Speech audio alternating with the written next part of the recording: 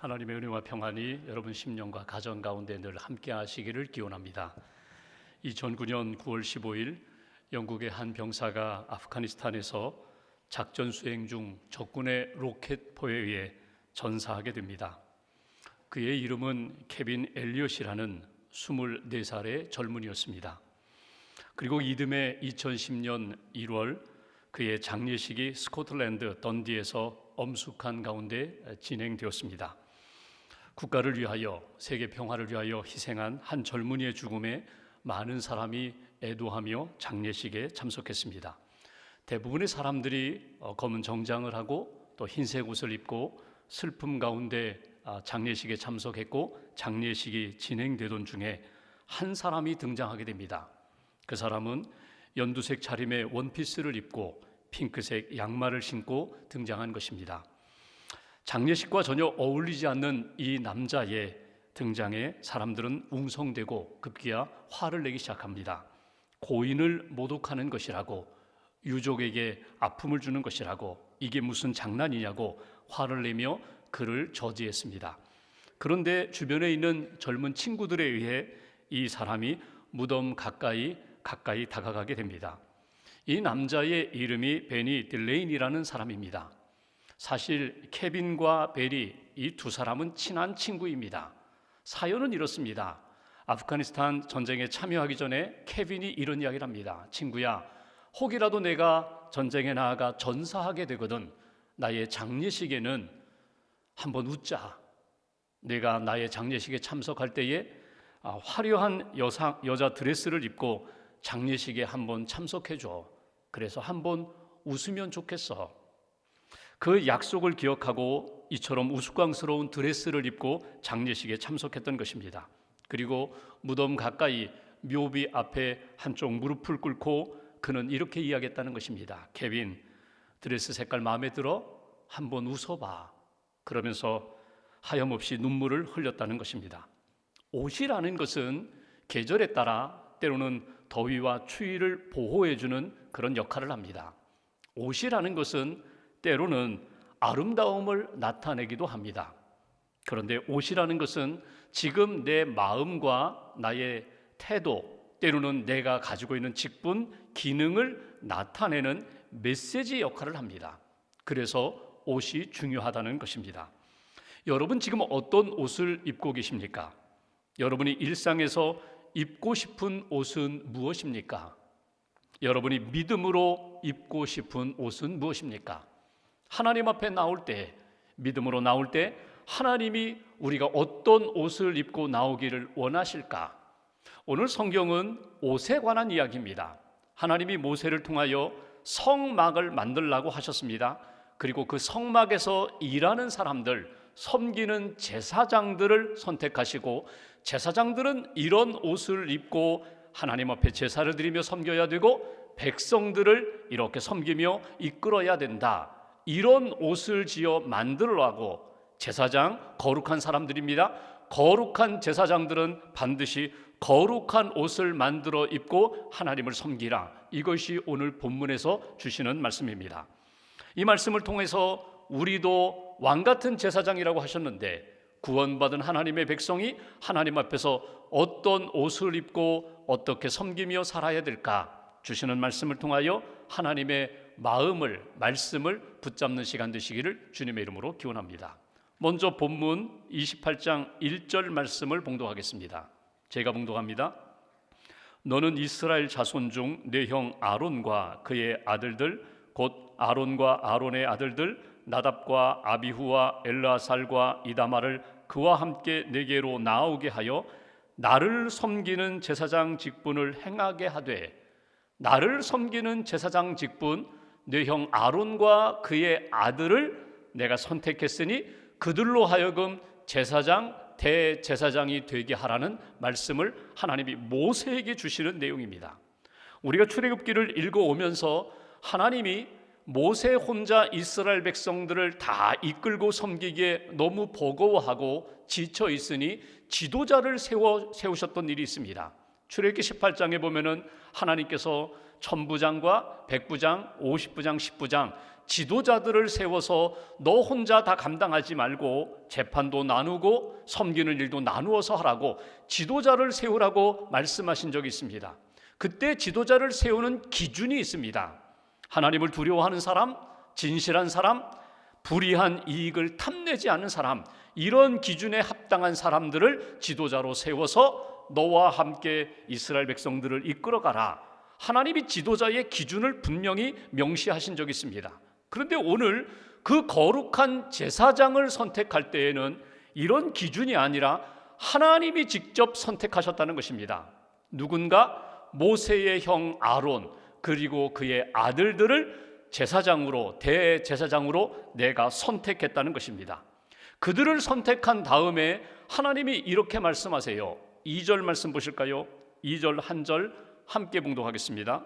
내 형 아론을 위하여 거룩한 옷을 지어 영화롭고 아름답게 할지니 내 형 아론과 그의 아들들을 내가 제사장으로 선택했는데 여기 거룩한 옷을 만들어서 입혀라. 영화롭고 아름다운 옷이 될 것이다. 그가 섬기는 사역이, 섬김이 영화롭고 거룩하고 아름답게 될 것이다. 3절에 보시면 중반부에 아론의 옷을 지어 그를 거룩하게 하여 내게 하나님께 제사장 직분을 행하게 하라. 이것이 하나님이 모세에게 주시는 메시지입니다. 거룩한 옷을 입으면 거룩해진다는 거예요. 내가 선택한 그 사람들, 아론과 그의 아들들 제사장 직분을 감당할 때에 거룩한 옷을 입기만 하면 제사장으로서 거룩한 삶이 될 것이다. 내가 그렇게 받아들이겠다. 이것이 하나님의 말씀입니다. 여기서 우리에게 주시는 첫 번째 메시지가 있습니다. 제사장이 입어야 할 옷이 있다는 것입니다. 하나님의 구별되심, 하나님의 선택하심이 있는데 그것은 제사장으로 선택할 뿐만 아니라 하나님이 구별된 옷을 이렇게 만들어 입으면 내가 그의 사역을, 삶을 내가 거룩하게 받아주겠다 하시는 것이 오늘 말씀의 내용입니다. 여러분, 거룩이 나의 의지와 노력으로 이루어지는 것이 아니라 오늘 하나님은 이렇게 말씀하세요. 내가 거룩한 옷을 만들어 입힘으로 그가 거룩한 삶이 되리라, 거룩한 사역이 되리라, 섬김이 되리라. 이것이 주님의 말씀입니다. 여러분, 이 거룩한 옷이라는 것이 무엇을 의미할까요? 제사장이 하나님이 만들어 입으라고 하신 그 옷을 입는 순간 하나님 앞에 거룩한 백성이 된다는 것이 무슨 뜻일까요? 하나님이 덮어주시겠다는 거예요. 하나님이 거룩한 옷으로 덮어주실 때에 가릴 수 없는 그런 죄 없다, 가릴 수 없는 그런 흠이 없다. 모든 것 다 내가 다 덮어주고 내가 용서해 줌으로 그가 하나님 앞에 거룩한 직분자로 섬길 수 있는 은혜를 주시겠다는 하나님의 말씀입니다. 하나님이 덮어주심으로, 하나님이 선택하시고 하나님이 거룩한 옷으로 덮어주심으로 하나님 앞에서 거룩한 백성이 되는 거야. 구별된 인생이 되는 거야. 이것이 주시는 메시지예요. 제사장이 하나님 앞에 나아갈 때 반드시 하나님이 입으라고 하신 그 옷을 입고 나가야 됐어요. 그러니까 자기 마음에 드는 옷이 아니라 하나님이 입으라고 하신 제사장의 옷, 대제사장의 옷을 입을 때에만 하나님이 그의 섬김과 그의 예배를 하나님이 받으시겠다는 것입니다. 여러분, 이 옷을 이렇게 그려본다면 굉장히 화려한 옷이거든요. 눈에 띄는 옷이거든요. 일상적으로 살아가면서 편리한 옷이 아니라 하나님이 거룩한 백성, 거룩하게 구별된 제사장들에게 입으라고 하신 그 옷, 그 영화롭고 아름답고 거룩해 한 그 옷을 반드시 입어야 된다. 왜 제사장들은 이 옷을 입어야 될까? 대표자이기 때문에, 구별된 자이기 때문에, 하나님 앞에서 영광스러운 직분을 감당하는 자이기 때문에 이 옷을 하나님 앞에 나아갈 때마다 입어야 한다는 거예요. 사람들에게 보이려고 하는 것이 아니라, 내가 편한 대로 입는 것이 아니라 오직 하나님 앞에 나아가기 위하여, 하나님 앞에 보이기 위하여 이 옷을 입어야 할지니라. 이것이 오늘 주시는 메시지예요. 그 옷을 입으면 내가 그의 삶을 거룩하게 하리라. 마태복음 22장에 보면 예수님의 천국 비유 가운데 한 왕의 아들 결혼잔치 비유가 나와요. 왕이 아들 결혼잔치에 손님을 초대합니다. 그런데 이런저런 변명과 핑계를 대며 오지 않는 거예요. 밭에 가야 됩니다. 장사하러 가야 합니다. 여기저기 가야 합니다. 오질 않아요. 그래서 왕이 이렇게 명령하죠. 신하들에게 거리에 나가서 누구든지 다 불러오라. 누구든지 불러서 이 잔치 자리를 채워라. 사람들이 왔어요. 그리고 흥겹게 결혼 잔치를 하고 있는 중에 왕이 이렇게 하객들을 돌아봅니다. 그런데 눈에 띄는 한 사람이 있었어요. 그 사람은 누군가 하면 예복을 입지 않은 사람입니다. 왕이 결혼잔치에 초대할 때에 이 옷을 입고 오세요 하고 전해준 옷이 있거든요. 그 옷을 입고 예복을 입고 결혼잔치에 참여해야 되는데 이 사람은 자기 옷을 입고 있었다는 거예요. 왕이 준 예복이 아니라 자기 옷을 입고 결혼잔치에 참여한 그 사람을 향하여 성경은 이렇게 말씀합니다. 저 사람을 바깥 어두운 데로 내어 쫓으라는 거예요. 여기에 합당한 자가 아니라는 거예요. 왕이 원하는 옷을 입지 않으면 왕 앞에, 하나님 앞에 설 수 없다는 것을 가르쳐 주신 말씀이 마태복음 22장의 말씀이거든요. 여러분, 하나님이 오늘 우리에게 원하시는 뜻이 있습니다. 거룩한 사람은, 하나님이 선택하시고 구별된 사람은 하나님이 원하시는 옷을 입고 하나님 앞에서 예배도 드리고 신앙생활해야 한다. 여러분, 그 옷은 어떤 옷입니까? 거룩한 옷, 하나님이 우리에게 주신 은혜의 옷, 믿음의 옷을 입고 하나님 앞에 나아가라. 그 옷을 입을 때 내가 너를 성별하리라, 내가 너를 거룩하게 하리라, 내가 너의 삶과 사역을 받아주리라. 이것이 오늘 우리에게 주시는 첫 번째 메시지입니다. 내가 지금 하나님 앞에 예배드리며 믿음으로 살아가며 나는 하나님 앞에 구별된 삶을 살고 있는가, 구별된 옷을 입고 있는가, 다시 한번 점검하면서 믿음의 옷, 하나님이 주신 은혜의 옷으로 갈아입는 저와 여러분 되시기를 주님의 이름으로 기원합니다. 그렇다면 두 번째로, 거룩한 옷을 입을 때 구체적으로 어떤 옷을 입어야 될까? 대제사장들에게 이렇게 거룩한 옷으로 입으라고 4절 말씀 보실까요? 4절 한 절을 함께 봉독하겠습니다. 그들이 지을 옷은 이러하니 곧 흉패와 에봇과 겉옷과 반포 속옷과 관과 띠라. 그들이 내 형 아론과 그 아들들을 위하여 거룩한 옷을 지어 아론이 내게 제사장 직분을 행하게 하라. 아멘. 여기 보시면 6가지로 이렇게 옷을 입어라. 띠라는 것은 허리띠거든요. 관이라는 것은 머리에 쓰는 모자와 같은 것이거든요. 여호와께 성결이라는 글자가 새겨진 머리띠를 하고 관을 쓰라. 그리고 여기 6가지로 이야기하지만 사실은 3겹의 옷을 입으라고 말씀하세요. 3가지 옷을 입어라. 겉옷을 입어라.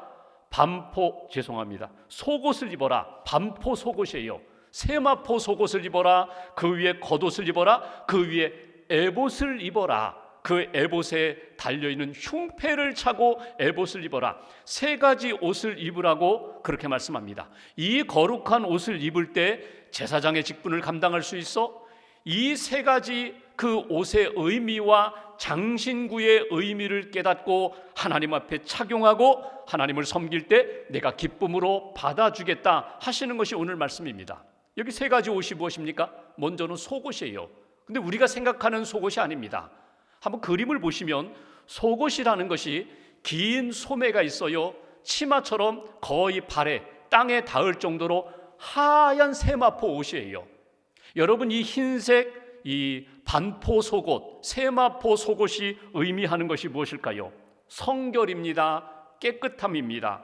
어린 양의 피로 내 모든 죄를 다 씻어주셔서 나는 이제 정결한 종이 되었습니다. 하나님 앞에 거룩한 종이 되었습니다.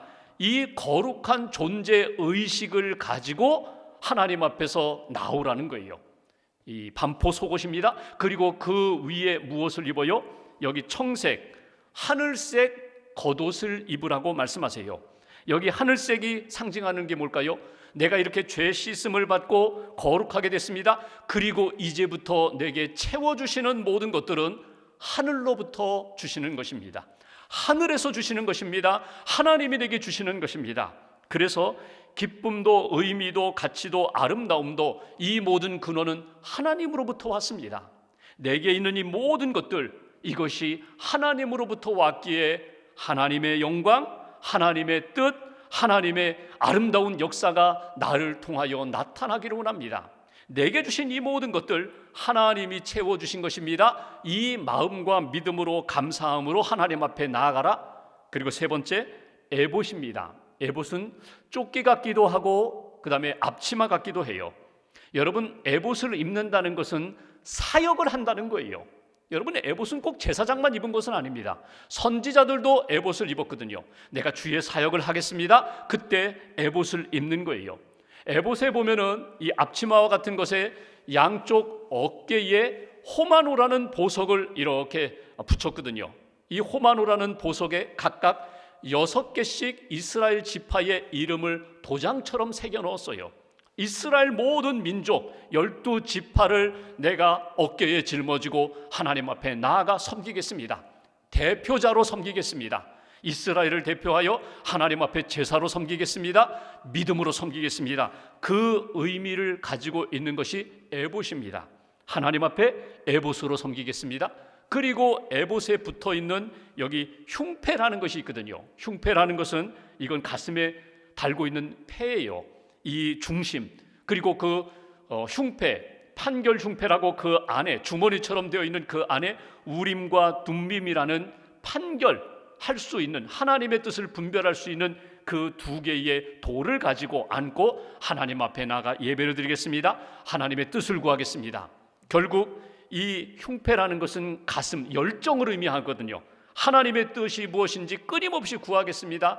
그리고 하나님이 주신 뜻 붙잡고 내 뜻이 아니라 하나님의 뜻을 이루는 일에 제가 헌신하겠습니다. 이것이 제사장들이 입어야 할 옷이라는 거예요.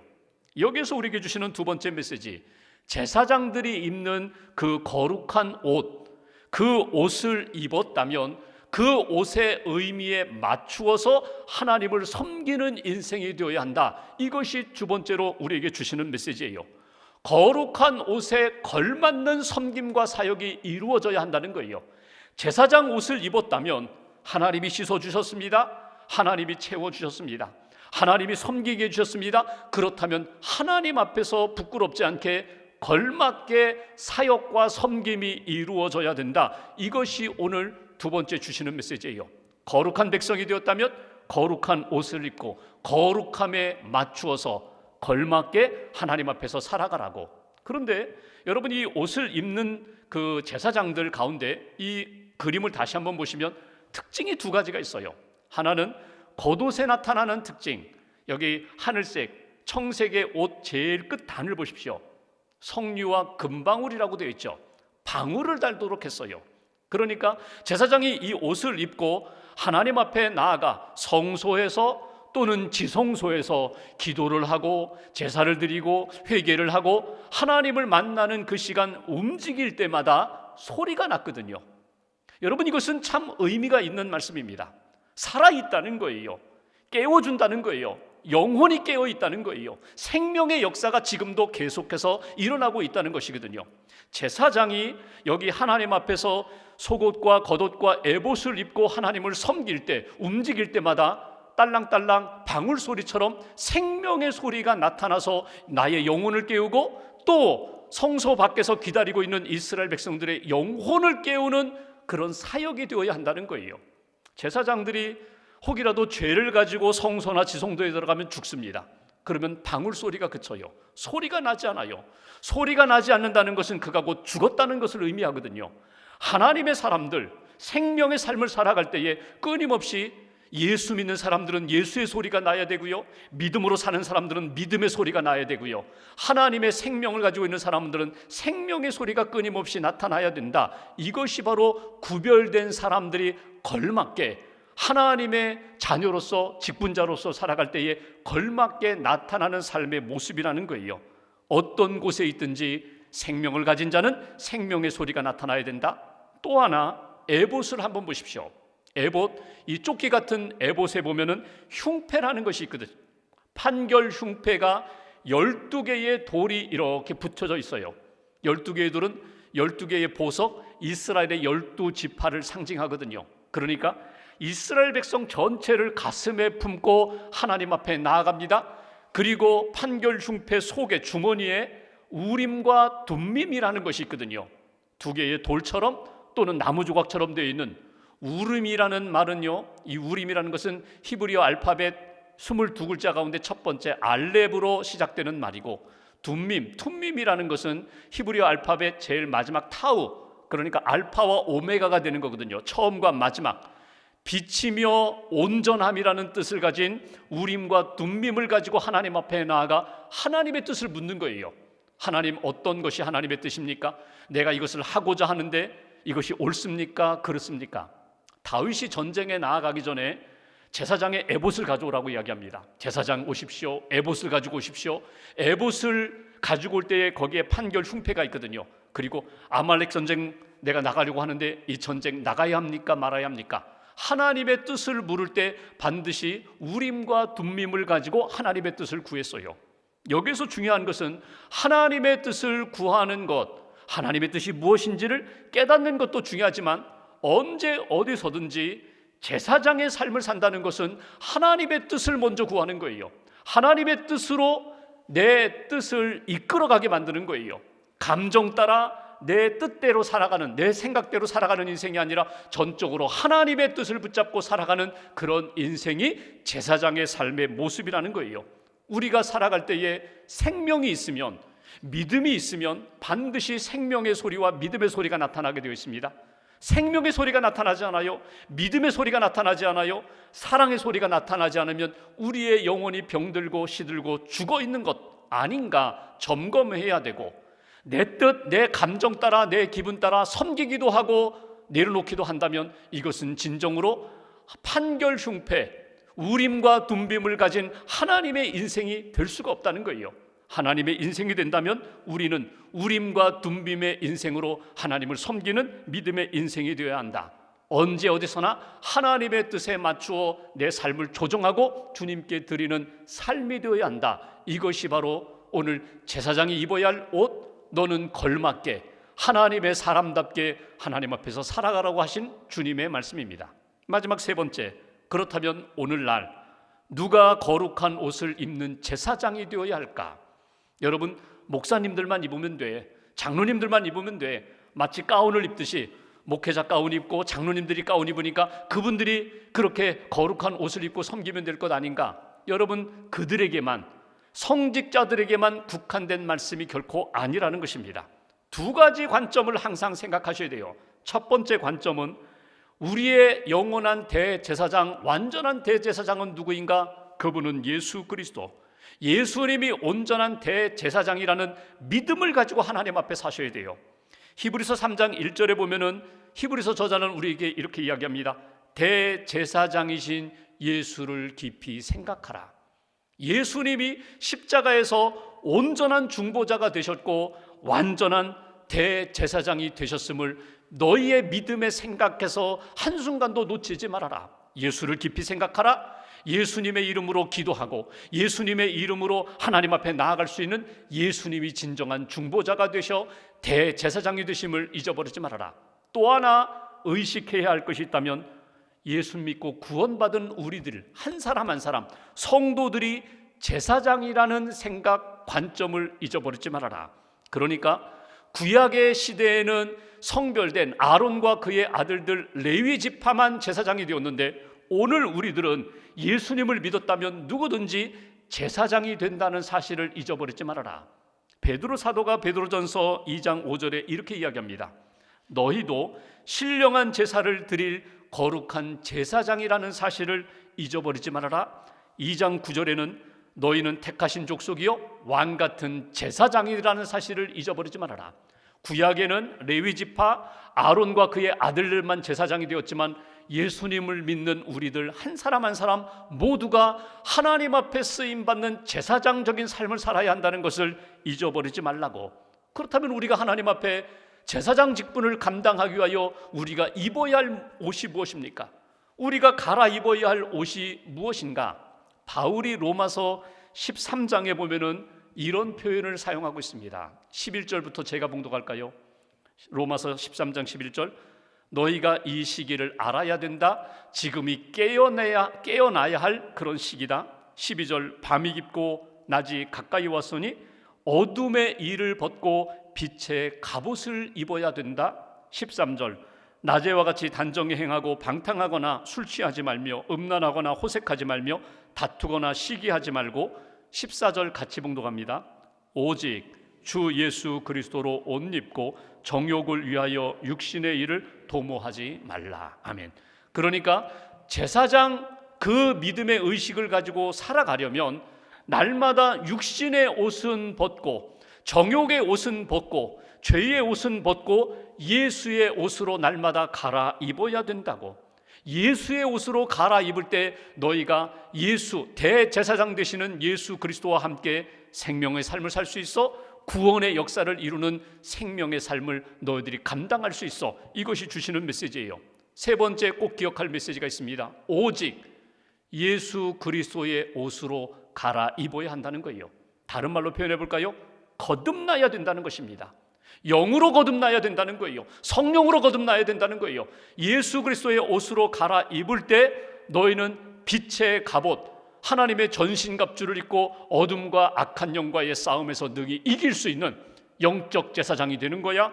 하나님의 백성이 되는 거야. 여러분, 예수님의 옷을 입는다는 것은 예수님의 이름으로 산다는 것입니다. 예수님을 믿고 말씀을 의지하여 산다는 것입니다. 예수님의 은혜와 능력 안에서의 삶을 살아갈 때에 너희가 예수 그리스도의 옷을 입고 하나님의 자녀로, 빛의 자녀로 능히 세상을 이기며 어둠을 이기며 사는 하나님의 백성이 되는 것이라고. 빛의 갑옷, 예수의 옷으로 날마다 갈아입고 하나님 앞에서 승리하는 인생이 되라고. 여러분, 예수님의 십자가의 복음을 가장 잘 이해한 사람이 사도 바울입니다. 바울의 신앙과 신학을 가장 잘 이해한 사람이 성 어거스틴이에요. 어거스틴은 젊은 날 좀 방탕했거든요. 방황했거든요. 만유교에 심취했다가 그리고 돌아오기도 하고 그런 어두움의 시간이 있었는데 어머니 모니카가 계속 눈물로 기도했습니다. 10년 넘게 기도했어요. 그가 어느 날 진짜 진리가 무엇인지, 하나님 오늘 진정한 구원의 길을 좀 알게 해주십시오. 밀라노에서 한 정원에서 하나님 앞에 그렇게 눈물을 흘리며 기도하는데 아이들이 막 뛰놀면서 노래를 부릅니다. 그 노래를 부르는 노래 가사 중에 귀에 들어오는 한 가사가 있었어요. 톨레레게 톨레레게, 라틴어로 들어서 읽어라 들어서 읽어라. 그 아이의 노랫소리를 들으면서 하나님이 내게 주시는 말씀으로 받아들이고 성경을 집어서 들어 읽어서 폈어요. 그때 펴서 읽은 말씀이 우리가 방금 전에 읽었던 로마서 13장 13절 14절 말씀. 이제 너 정욕의 옷을 벗어야 된다.